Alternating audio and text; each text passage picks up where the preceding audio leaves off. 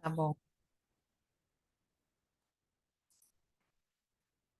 Então, irmãos, é, eu trouxe para vocês, desde a primeira vez que eu li esse texto,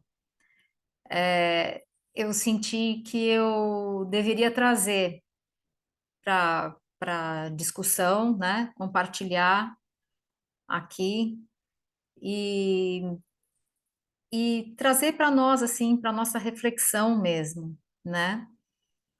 Eu não tinha me dado conta de quão importante é. Vocês estão me vendo bem?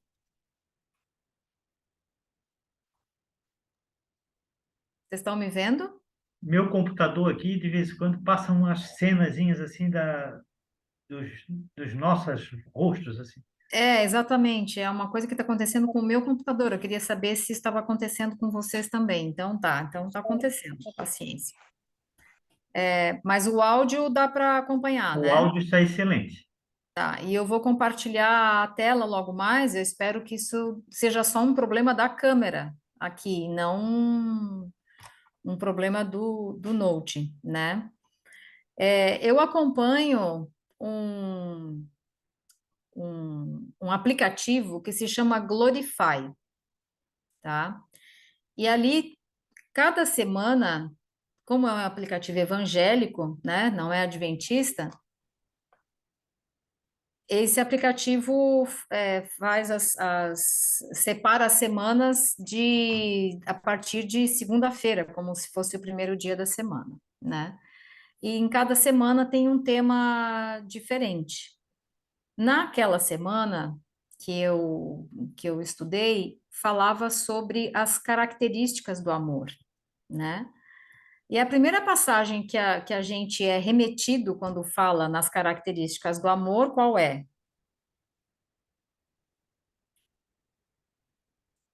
Qual é a É primeira Jesus, passagem?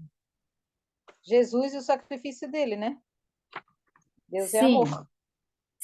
sim, também. Mas uma das primeiras passagens, pelo menos para mim, né, que me remete que descreve o amor, é 1 Coríntios 13, Ah, né? Que também está descrevendo ali o amor de Deus, né? Aquele amor é o amor divino, né? E ali em 1 Coríntios 13, e essa semana que teve de estudos, eles não trouxeram 1 Coríntios 13, a não ser fazendo referências indiretas a 1 Coríntios 13, mas várias referências bíblicas que descrevem, né, as características do amor, né? E neste dia eu vou compartilhar com vocês, se vocês quiserem já procurar, é Efésios 4, versos 1 a 6.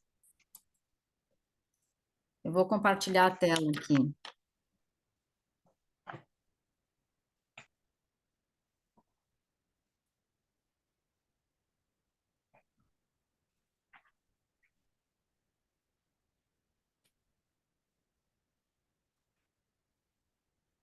Ah, espera um minutinho. Eu vou ter que abrir o documento para poder compartilhar.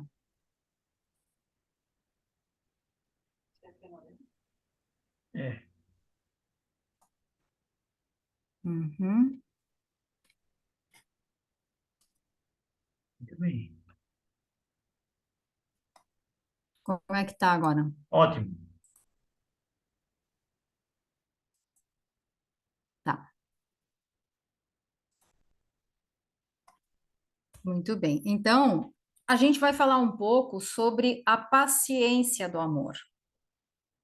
Vamos refletir um pouco a respeito disso, tá? E ver. Pena que ali a gente não tem o nome do autor, né? Porque são vários na realidade, então seria interessante a gente poder ter o nome do autor, mas não o temos. Então vamos ver aqui. O amor é descrito nas Escrituras como a maior de todas as virtudes cristãs. Vamos olhar mais de perto para uma passagem de Efésios para descobrir o porquê. Os estudiosos acreditam que Paulo escreveu a carta aos Efésios entre 60 e 61 depois de Cristo. por volta da mesma época em que escreveu aos Colossenses e também a Filemon. Efésios trata de temas centrais do que significa ser cristão, assim como a fé na prática. Hoje, Paulo ensina seus leitores que a paciência é um elemento fundamental do verdadeiro amor, e este é um princípio desafiador. Vamos ler Efésios 4, 1 a 6. Rogo-vos, pois, eu, o preso do Senhor, essa tradução aqui é a tradução na Nova Versão Internacional, tá? Rogo-vos, pois, eu, o preso do Senhor, que andeis como é digno da vocação com que fostes chamados, com toda a humildade e mansidão, com longanimidade, suportando-vos uns aos outros em amor, procurando guardar a unidade do Espírito pelo vínculo da paz. Há um só corpo e um só Espírito, como também fostes chamados em uma só esperança da vossa vocação. Um só Senhor, uma só fé, um só batismo, um só Deus e Pai de todos, o qual é sobre todos e por todos e em todos vós. Quando Paulo se refere aqui à humildade, mansidão e longanimidade, longanimidade é a palavra mais próxima, né, de paciência, certo? O que nos chama, o que me chamou a atenção nisso é porque paciência, de verdade, é uma coisa que são poucas as pessoas que já nascem com esta característica de paciência, né? Com essa característica nata, uma pessoa paciente, né? Nós sabemos que Moisés foi o homem mais paciente do mundo. Isso está escrito, né? E nós? A gente deveria parar para pensar, para ver quão paciente nós temos sido, quão pacientes nós temos conseguido conduzir, quão pacientemente nós temos conseguido conduzir a nossa vida, conduzir as nossas decisões, alcançar os nossos objetivos, lidar com a frustração, lidar com as negativas que vêm dos outros, lidar com as negativas que vêm de Deus, não é?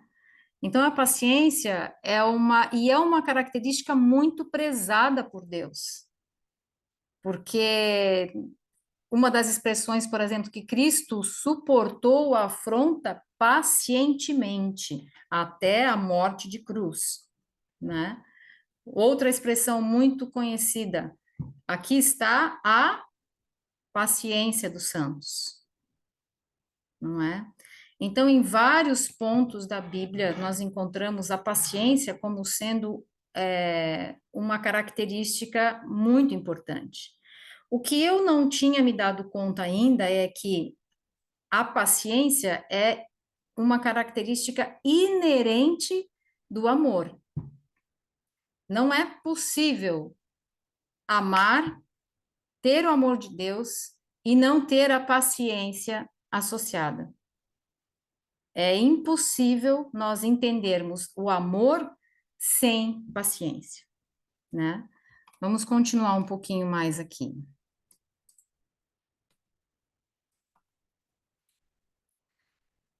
O que nós vemos hoje, né? Que a impaciência é uma marca muito clara da nossa cultura. E aqui é citada uma pesquisa que foi feita com 2.000 adultos em 2021, que revelou a nossa incapacidade de esperar. Quase metade dos participantes considerava ter atitudes imediatistas, culpando os avanços tecnológicos. Pedestres lentos, atrasos nos meios de transporte e o mau funcionamento da internet foram particularmente condenados como grandes aborrecimentos. É bem verdade que o tempo de quando eu era criança, e muitos de nós aqui, né, éramos crianças, a gente ficava esperando o aniversário. chegar e demorava muito para chegar. Para falar com alguém, a gente tinha que esperar que essa pessoa estivesse em casa, para ir à casa dessa pessoa, ou eventualmente telefonava para o seu trabalho, ou para o escritório, né, ou para casa, e esperava que essa pessoa retornasse. Os serviços de banco eram todos feitos presencialmente. Eu ajudei muito o meu pai, ainda quando estava no primeiro grau, eu ia levar todo dia as contas e os cheques que tinham que ser depositados e as contas para pagar, ia lá, ficava na fila do caixa, fazia o depósito, pagava as contas no caixa, ou seja, não existia essa rapidez com que a gente faz as coisas hoje, esse arsenal de recursos que nós temos hoje para resolver tudo pela internet, né? Qualquer coisa que se queira, passagem para comprar, era presencial. Boletim de ocorrência, hoje a gente faz o boletim de ocorrência online. Até consulta, hoje em dia, a gente não precisa mais se deslocar para fazer uma consulta, para ser consultado, para fazer uma prescrição, no meu caso. Ou seja, as coisas estão muito ao alcance da mão. E com isso, né, a princípio, qual era a ideia inicial disso? Ganhe tempo. Ainda hoje a propaganda e o marketing em cima disso, né? Vendendo o banco que é mais rápido, o banco que dá para resolver mais as coisas, mais de uma maneira mais rápida. E nós sabemos que essas coisas elas não deram mais tempo livre para que a gente pudesse apreciar a vida com calma. Na realidade, essas coisas aceleraram enormemente a nossa rotina e nós fazemos às vezes várias delas ao mesmo tempo. Então, quando a gente vê alguém andando a 60 por hora, ou com alguém que está caminhando devagar na nossa frente, ou, né, essas coisas nos provocam tremendamente e alguém que a gente tenha que esperar dentro de casa, ou seja, a gente quer respostas imediatas e reações imediatas às nossas demandas, né? Se eu demando uma coisa, eu quero imediatamente uma posição a respeito daquilo que eu demandei, né? Continuando aqui. Onde quer que você esteja hoje, o quadro provavelmente é semelhante. Não há como negar que vivemos na era da gratificação instantânea. Queremos tudo e queremos agora. Você também percebe isso? Enquanto a obsessão atual pela rapidez e praticidade pode ser vantajosa, ao observarmos camadas mais profundas, percebemos que os problemas surgem no nível da alma, em áreas específicas da vida, aquelas que importarão na eternidade. Tais questões mais profundas raramente são percebidas ou valorizadas a curto prazo. Ou seja, quando a gente se acostuma, quando a gente consegue entrar, perdão, quando a gente se vê, né, envolvido por uma vida, uma rotina, uma sociedade, uma comunidade imediatista como a nossa, a gente tende seriamente à superficialidade. Não existe um jeito da gente viver com mais profundidade, desde saborear um prato que a gente está naquele momento comendo, né? Ou ler algo, não tem como fazer isso com mais profundidade se a gente não tiver paciência para isso. Os vídeos de propaganda, eles estão ficando cada vez mais curtos, porque as pessoas não toleram assistir um vídeo de 3 minutos. Especialmente a geração mais nova, né? Os jovens, os adolescentes de hoje, eles não toleram. E o hábito deles é ficar no celular, passando o dedo ali, eles não sabem do que se trata exatamente. Eles veem as figuras, veem a chamada e já passam para o próximo. E essa superficialidade está decaracterizando essa sociedade hoje, especialmente os adolescentes e jovens, como a geração panqueca. Os neurocientistas estão chamando essa geração da geração panqueca, ou seja, a absoluta falta de profundidade, de aprofundamento em nas questões da vida, né? Sejam elas quais forem. E isso está profundamente ligado à impaciência. Quando eu mando, às vezes, alguma coisa um pouco maior para as meninas, um vídeo, um texto, não acredito, áudio, às vezes eu mando um áudio de 2 minutos, eventualmente 3 minutos, eu não acredito, mãe, que eu vou ter que ouvir 3 minutos de áudio. Mas elas passam 3 horas, se for o caso, girando, fazendo scrolling, que a gente chama, né? Girando o Instagram e passando, talvez, por 3.000 postagens sem saber exatamente o que foi que elas viram, né? Porque não se aprofundam, não pesquisam um tema exatamente, né? A verdade, vou voltar para a página, para a frase anterior. Então, tais questões mais profundas raramente são percebidas ou valorizadas a curto prazo. A verdade é que essas questões mais profundas exigem tempo, carinho e compromisso para crescerem, e por isso tendem a ser negligenciadas. Quaisquer tentativas de criar atalhos resultam apenas em versões falsificadas do amadurecimento real. Consequentemente, estamos sempre nos sentindo insatisfeitos, seja em relacionamentos, seja nas atividades que executamos ou mesmo ao refletir sobre a nossa identidade. O amor é um exemplo disso. Ele é uma virtude impossível de apressar, mas indispensável para um coração satisfeito e contente. Ou seja, se nós quisermos ter satisfação e contentamento e alegria em Cristo e na vida, nós precisamos, primeiro, eu vou refazer essa frase, se nós quisermos ter um coração satisfeito e contente, alegre, se nós quisermos ter uma vida onde exista satisfação, florescimento, plenitude, isso não é possível sem o amor de Jesus. E o amor de Jesus implica necessariamente em paciência, em tempo, em carinho, em compromisso com quem nós somos, com quem nós nos relacionamos, com aquilo que nós fazemos, dedicação, né? Enfim. E o amor e a impaciência não andam juntos, pois a impaciência corrompe o amor.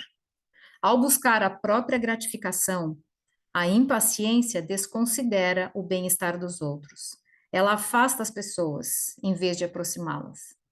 Porque a impaciência, ela é egoísta, né? A impaciência, ela visa exatamente a minha satisfação, a autogratificação. E com impaciência, eu não me preocupo se o outro está satisfeito, se o outro vai ficar contente, se o outro precisa de algo, porque é a minha satisfação que vale. É a autogratificação, exatamente, né? A impaciência é precipitada em se irar, e ainda mais precipitada em desistir de coisas pelas quais vale a pena lutar. Por isso que, em algumas versões, aquela passagem que diz, aqui está a paciência dos santos, em outras versões está a perseverança dos santos, né? Ou seja, a impaciência e a perseverança, elas estão imbricadas, na verdade, né? Em alguns momentos elas passam a ser a mesma coisa, porque não existe outra forma da gente perseverar se não for com paciência. E não existe outra forma da gente ganhar a vida eterna se for perseverando. A impaciência enxerga o sacrifício próprio com ressentimento e visa sempre a satisfação momentânea. Todos nós, provavelmente, já experimentamos o amor, entre muitas aspas aqui, impaciente. E sendo sinceros, Todos nós provavelmente já amamos os outros impacientemente. A finalidade dessa afirmação não é apontar o dedo ou operar alguma forma de repreensão. Hoje não se trata de condenar a nós mesmos ou aos outros. A partir do reconhecimento de um fato, devemos buscar recalibrar nosso coração e seguir em frente de forma diferente. Reescalonar a nossa escala de valores. Organizar a nossa lista de prioridades. De fato, para onde eu devo dirigir o meu olhar realmente? E para onde eu estou olhando? O que me rouba a atenção? Para onde eu estou olhando? Está me satisfazendo?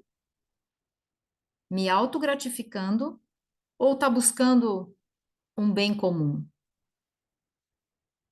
A paciência é o rosto diário do amor. Que lindo isso! A paciência é o rosto diário do amor. E o amor de Jesus é definido pela paciência. Ele é fiel e eterno. O amor paciente perdura para com os outros, mesmo quando eles nos frustram ou decepcionam. Ele anda a segunda milha, se necessário, e se compromete a estar presente durante toda a jornada, custe o que custar. O amor paciente dura para sempre. Ele é eterno, como Deus, que é a sua fonte. Para crescer no amor, é necessário crescer em paciência. Essa é uma verdade difícil, mas é gratificante. Precisamos treinar a resistência ao impulso de gratificação instantânea. Precisamos desacelerar. Precisamos enxergar o outro e a nós mesmos com olhos mais ternos, a partir da reconstrução que Deus deseja operar. Podemos ver as coisas não somente como elas são, mas no que elas se transformam quando Jesus entra em cena. O amor verdadeiro, o amor paciente, trabalha profundamente o caráter. Por isso, para ser firmado, tende a escavar as partes mais escondidas do nosso coração, trazendo-as para a luz. A recompensa é enorme, cura cada uma de nossas mazelas e estabelece relações que duram para sempre. Que esse seja o amor que a gente almeja, que é o amor de Deus. Esse é exatamente o amor de Jesus, o amor verdadeiro, o amor paciente, o amor que trabalha profundamente o nosso caráter. Que a gente possa se abrir para esse amor de Cristo, que a gente possa abrir a porta quando Ele nos bate a porta, para que Ele venha escavar as partes mais escondidas do nosso coração, trazendo para a luz, para que a gente possa realmente nos tornarmos aquilo que Ele espera de nós, aquilo que Ele tem planejado para nós.